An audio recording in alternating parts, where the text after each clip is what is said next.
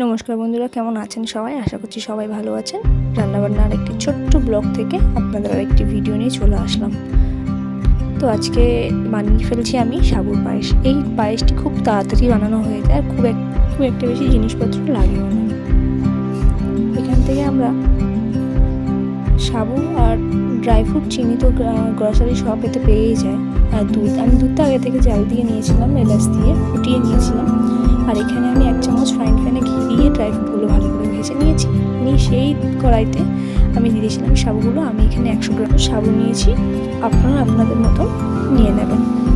তো আমি এখানে আগে থেকে নেওয়া দুধটা দিয়ে দিলাম। দিয়ে আমি ভালো করে নাড়িয়ে নেবো আর দিয়ে দেবো চিনি, ভালো করে যাতে সেদ্ধ হয়ে যায়। দেখুন আমার দুধটা অনেকটা ঠিক হয়ে গেছে বা ঘন হয়ে গেছে, আমাদের সাবুটাও সেদ্ধ হয়ে গেছে। নামানোর আগে আমি দিয়ে দেবো ড্রাই ফ্রুট, আর নামানোর আগে ঘি দিয়ে 1 চামচ ঘি দিয়ে নামিয়ে নিলে হয়ে যায় সাবুর পায়েস। ঘি দেওয়াটা দেখাতে পারিনি। তো আমার ভিডিওটি কেমন লাগছে অবশ্যই কমেন্টে জানাবেন, আর লাইক সাবস্ক্রাইব করে শেয়ার